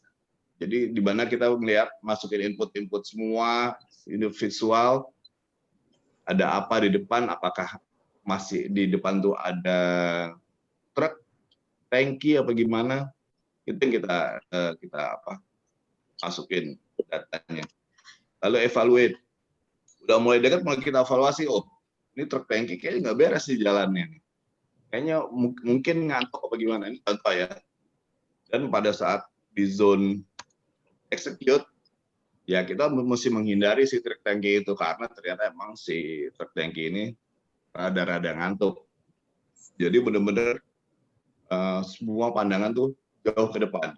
Jangan melihat yang kejadian banyak di jalan, apalagi maaf ya kendaraan roda 2 tuh, mereka cuma lihat 2 meter ke depan dari bannya. Jadi nyetirnya nunduk ini, gitu, udah mulai dekat baru kaget ngerem. Itu tidak disarankan. Nah ini speed system. Jadi mantau jauh ke depan, semua masukin data-data ini, lalu dapatkan gambar keseluruhan sekeliling. Dapat nih, oh ternyata ini kondisi lalu lintasnya begini, ada si A, ada si B yang kayak begini, ada apa lagi? Mungkin semua lalu. Terus gerakan mata. Jadi jangan fokus pada satu titik, itu bikin ngantuk. Gerakan matanya gimana nanti setelah slide ini ada. Jadi tiap 2 detik pindah, tiap 2 detik pindah. Depan spion mana lagi, depan spion mana lagi, depan panel, depan spion lagi. Lalu beri jarak aman sekeliling. Nah, biasakan kasih ruang untuk escape istilahnya. Kita jangan nempel depan banget, atau kalau kita lihat belakang nempel itu nggak enak nih. Kita kencengin kalau depan masih kosong nih, kita jauhi dia. Jadi beri jarak aman. Lalu pastikan om, tante terlihat sama orang lain. Ya kayak di Starbucks saja. To see and to be seen. Kita harus terlihat. Caranya gimana? Itu caranya adalah berkomunikasi tanda kutip itu dengan lingkungan. Caranya gimana nanti ada. Nih, cara tes mengundi dengan cara muter nih, mata muter semua, lihat depan 2 detik, lihat spion kiri 2 detik, lihat depan lagi 2 detik, lihat spion kanan 2 detik, terus begitu putar. Nanti dengan ya memang kayak sekarang kelihatannya jelalatan nih, cuma bukan jelalatan yang negatif gitu, tapi pasti lama-lama refleks sendiri itu muter. Jadi sampai speedometer juga kita pantau. Nah ini salah satu cara untuk menghindari kantuk. Oke, road regulation, mohon maaf saya skip dulu. Biaya tol jalur ini harusnya sudah teman-teman udah canggih. Mudah-mudahan tidak ada yang kopi lewat bahu jalan. Baik di jalan tol longsor, berganti-ganti layer sering, amblas, angin, licin, dan sambungan. Masalah tol, nah ini 1-2 detik ya. Berhenti di jalur, ambil paling kiri karena banyak pengemudi kita yang hobi lewat bahu jalan. Jadi ambil paling kiri lah. Kasih segitiga pengaman. Jangan kasih ban. Ban tuh bahaya. Dan orang sini malah dikasih ban. Pastikan dapat segitiga pengaman, nyalakan lampu hazard. Ini juga millisecond factor. Karena pada saat kita pengereman mendadak, ada cuma 1,5 detik untuk berpikir dan menginjak rem. 1,5 detik kemudian ada faktor pengereman, skip-nya. Ya, ini lebih gampang bahwa 3 detik.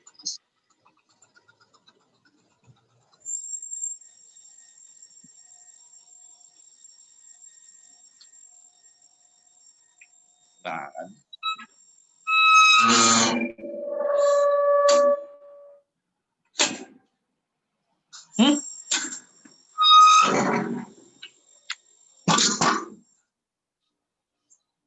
Enaknya aja.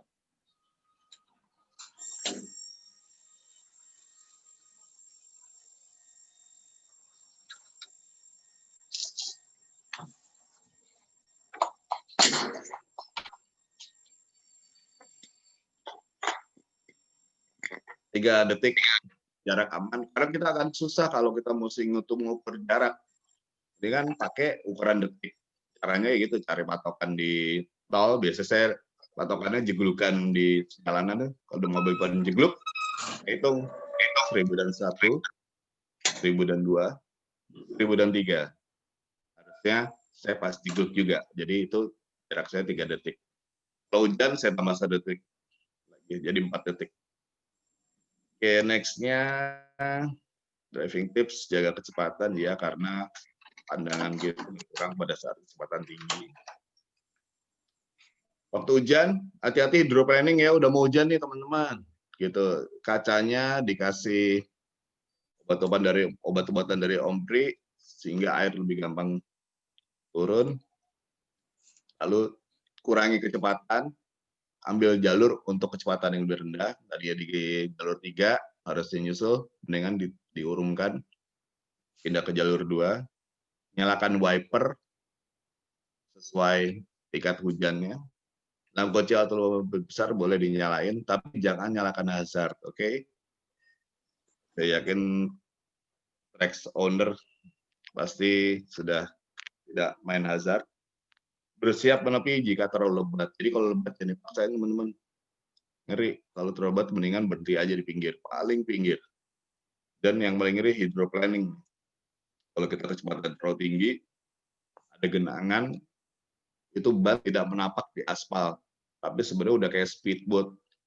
Tapi dia jalannya di atas air. Kalau sudah gitu nggak akan bisa dikendalikan. Tinggal pasrah, tunggu kecepatan turun.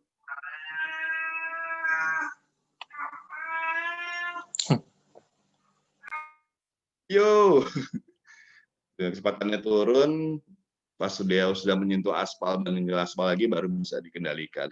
Jadi kalau ada genangan kurangi kecepatan.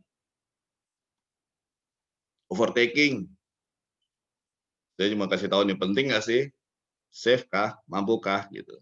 Itu mesti kita perhitungkan. Kalau nggak penting mending nggak usah nyusul lah, nggak rugi juga. Nanti per slide ini mungkin saya kirim ke Om Rian ya, biar bisa di-blast di WhatsApp group.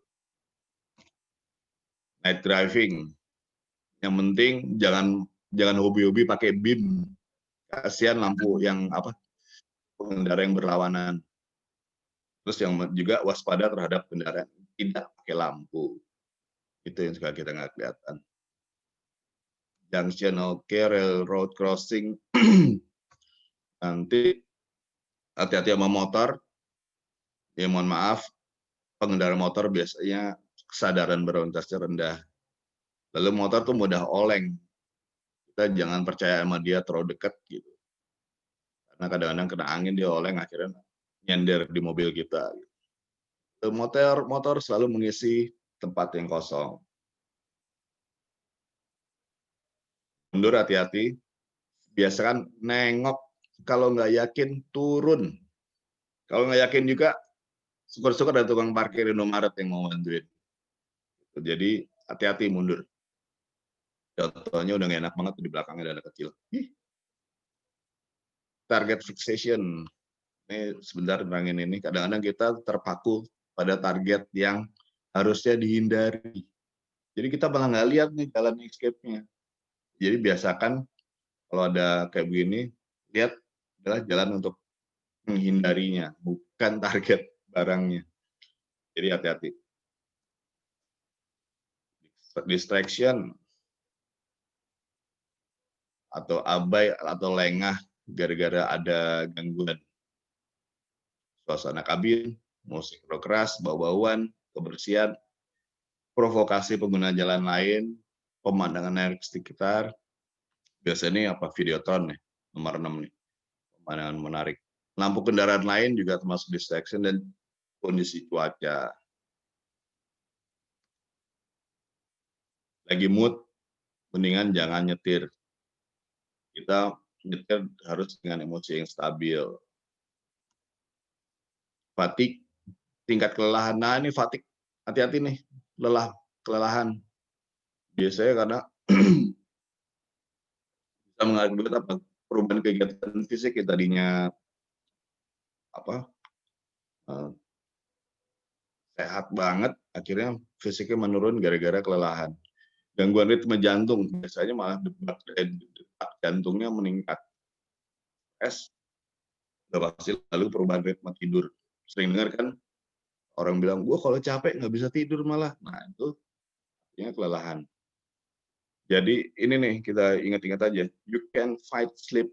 Kalau capek tidur, kalau ngantuk tidur, jangan dipaksain. Di mana? New Zealand kalau nggak salah. Nggak mabok, nggak ngebut, cuma ketiduran aja, capean, jadi nabrak. Microsleep, ini di atasnya fatigue. Nggak kerasa fatigue, tiba-tiba shutdown, gitu. Otaknya shutdown. Jadi orang bilang apa blackout deh. Kalau lebih dari 4 jam, paksain, kelihatannya kurva lelahnya udah lewat, akhirnya masuk ke microsleep. Jadi biasanya justru pas lagi ngebut-ngebutnya itu blackout, itu ngeri banget, bahaya banget.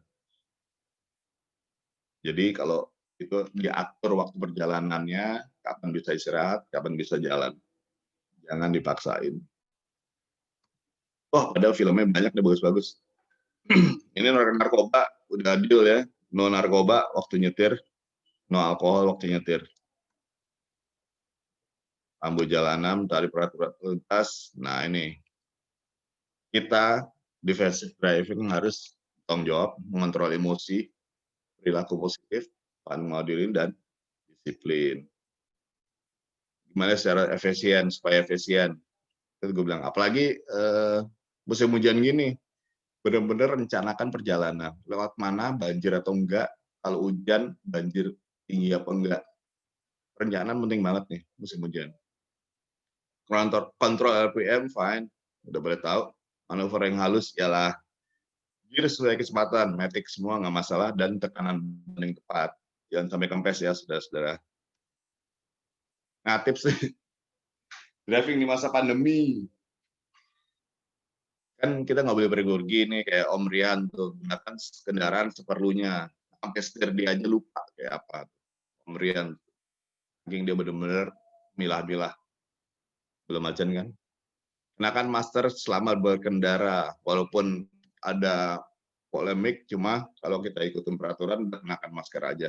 Cuma setiap berapa jam sekali ditarik, turunin sebentar, tarik O2, pasang lagi. Lalu disinfeksi kendaraan setelah digunakan. Saya naksir tuh sama tadi produknya Pak Pri itu, karena yang sekarang saya tuh masih tabung bertekanan, ngerinya meletus di mobil. Ya, nanti saya mau nanya. Duduk 2 orang per baris, kecuali berada di rumah yang sama atau beralamat yang sama.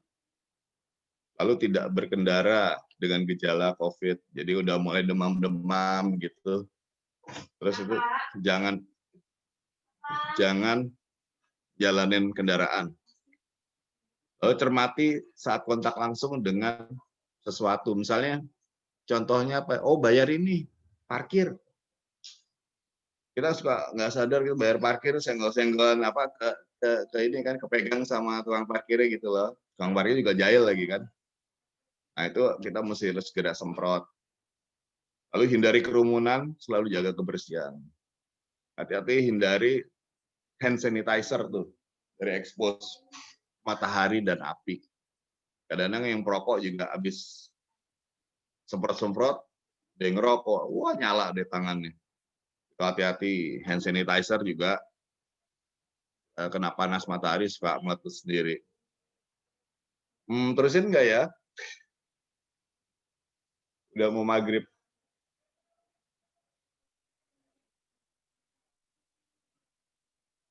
Kesimpulan, siap fisik dan mental. Kalau mau nyetir tuh, pastikan kendaraan siap guna. Tadi ya, pre-trip inspection, jangan lupa tuh, tiap hari dicek.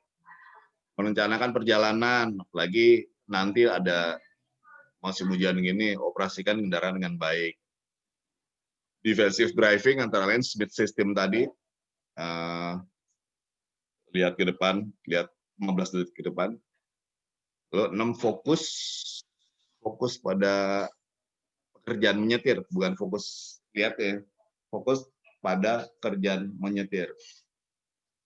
Sampai di tujuan dengan biaya minimal, ya kan? Sampai tujuan nggak ada apa-apa, oleh-olehnya juga utuh, istri kita utuh, anak kita utuh. Karena kalau kita pergi sendiri ya keluarga kita menanti di rumah.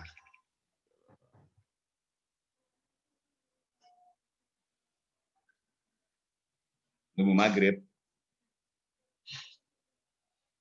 Ini film India tapi bagus ini.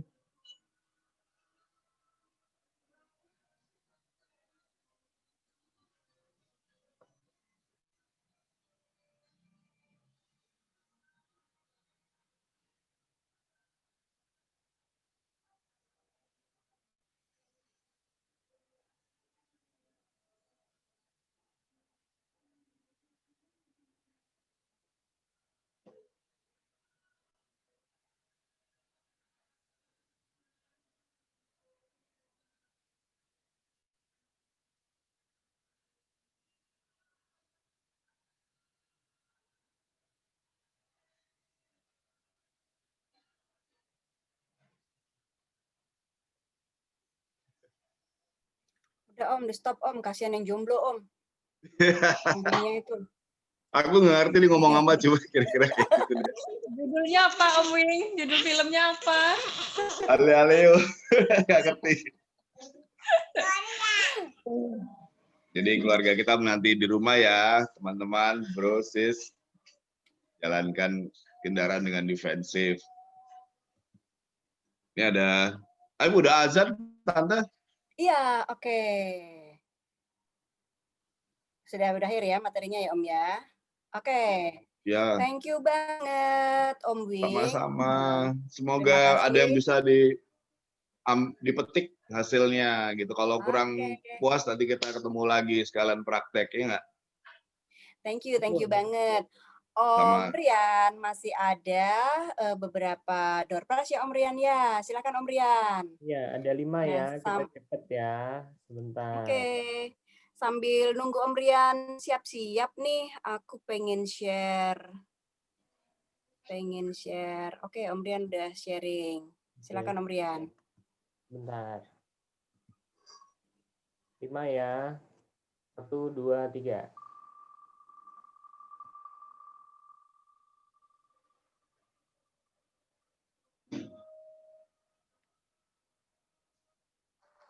Om Hafiz ada nggak Om Hafiz?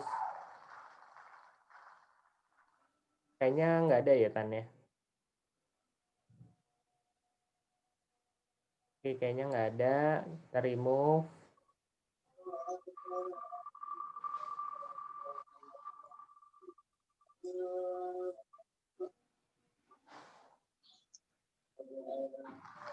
Om Agus Priyono ada nggak?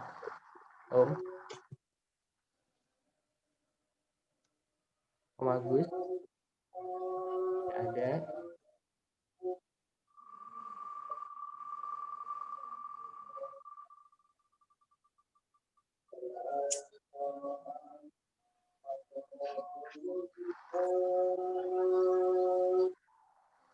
Om Ami juga nggak ada.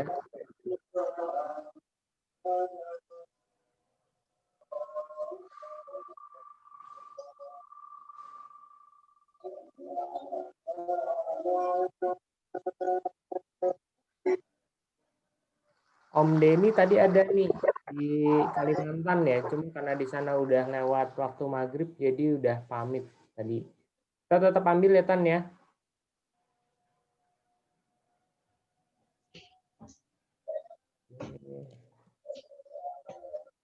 Lanjut Om. Lanjut. Tidak lagi ya.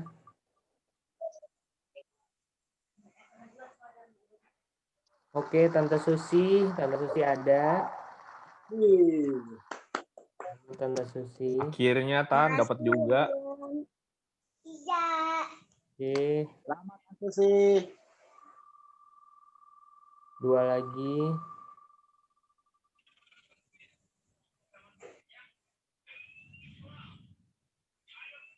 Om Condro, selamat Om Condro. Wohoi. Wah, Condro. Sebentar. Satu lagi. 2 ya hadiahnya. 2 lagi Om. Nah, Cap setengah. Oh, mal tuh kasihan tuh. Ya, Om Fius. Separuh Om Cap. Yo. Om HKW. Wah, rata oleh aku. Sabar Bandung. Wah, Om Indra. Waduh, Om HKW. Saya salah nih. Satu lagi ya Om. Satu lagi.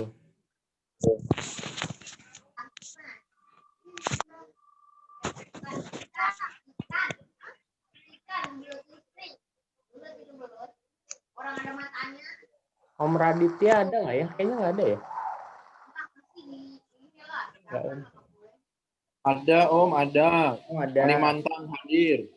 Oh siap, berarti udah semua ya Tante. Sing sepuh ngalah.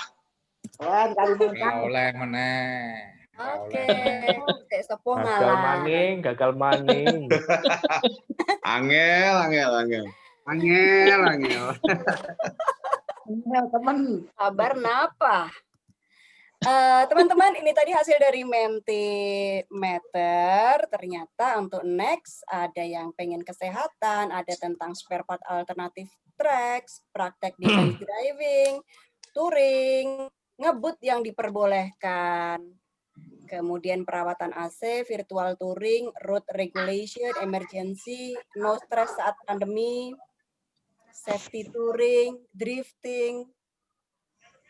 Oke, kira-kira itu biar nanti dipikirkan sama teman-teman pengurus yang akan menjadi narasumber siapa. Halo Om Revi.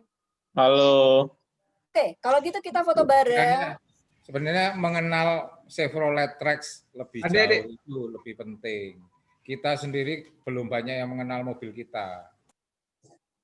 Padahal nganti lunas ya Om ya. Iya. Ya kita banyak fitur-fitur apa segala macam. Oke. Keren. Ini tadi pasti Om Anung ngisi Mentimeter nih. Isi itu mengenal lebih jauh Trax itu. Oh, oke. Mengenal lebih jauh Trax. Oke. Om Rian sudah usai. Kita foto bareng lagi tidak Om Bing? Foto yuk Om Bing. Ayo kita foto dulu Om Tante. Tan Emi ya yang foto ya. Oke. 1, 2, 3. Yang paling ganteng pokoknya nggak ada yang bisa nyaingin Mas Ganteng ya. Hanya Mas Ganteng seorang yang paling ganteng. Oke, yang kedua bentar ya, aku save dulu. Yang kedua, karena teman-teman nggak tahu di mana posisinya. Om Arif, sudah siap? 519? Salam metal Om HKW. Oke, sudah. Teman-teman, terima kasih banyak. Saya kembalikan waktu ke Om Rian. Senang kita sudah lewat lewat jauh, tetapi menyenangkan materinya dan tinggal nunggu prakteknya saja. Om Rian, kembali ke Om Rian. Oke, terima kasih Tante Emi, terima kasih juga buat Om Wing, buat Amri juga, dan Om Tante semua di sini. Terima kasih kesediaan waktunya. Next kita akan ada semacam slide yang tadi nanti yang dari Tan Emi. Kita juga akan ada polling mengenai touring. Nanti kita akan polling di grup, akan diumumkan apakah kita sudah bisa dengan segala protokolnya yang akan kita berlakukan atau belum. Oh, jadi RC. Bisa berperan aktif dalam polling tersebut untuk nanti kita bisa tahu keinginan dari Om Tante semua. Gas. Lagi, monggo Om Tante untuk melaksanakan ibadah sholat maghrib bagi yang melaksanakannya. Om Wing juga terima kasih. Oh iya, ada yang kelupaan Tante. Sorry, kelupaan. Satu lagi. Sebentar. Prepare barang dulu, badan dulu.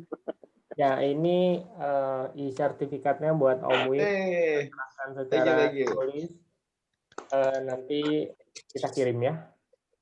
Thank you Om. Terima kasih sekali lagi Om Tante. Kalau mau dipakai roomnya, saya masih buka 30 menit ke depan.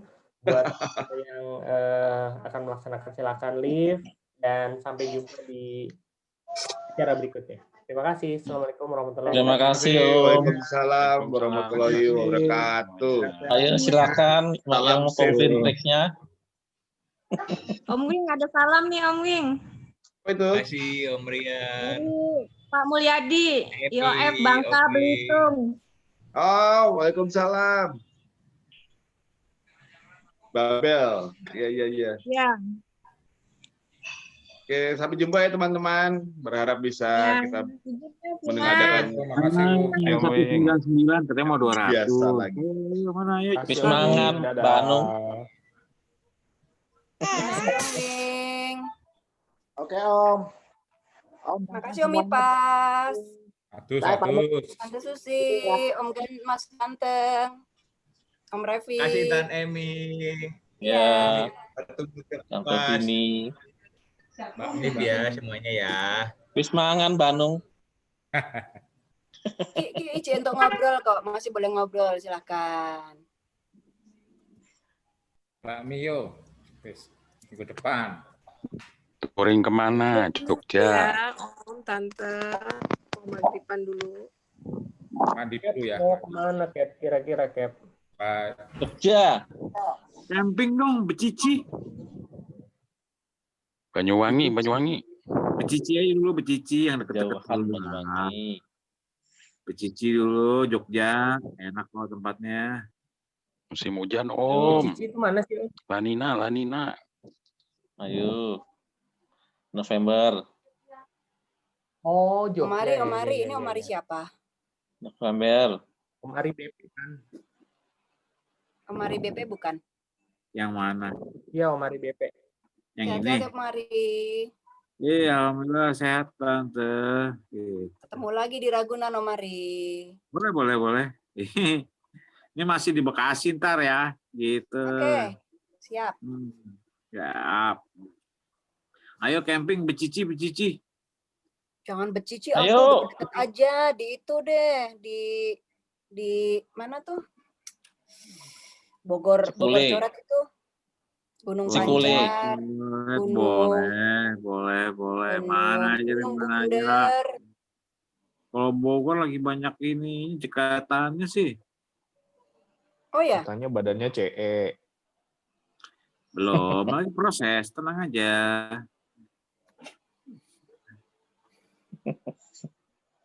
Lupa.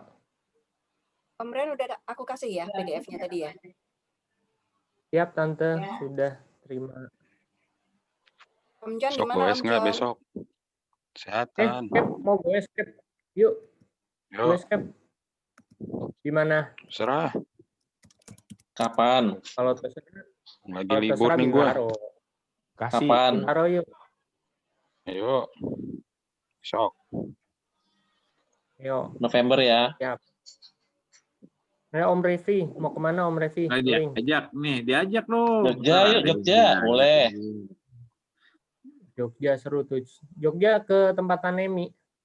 Ya. Boleh. Ke Gunung Kidul. Deket banget dari rumahku 30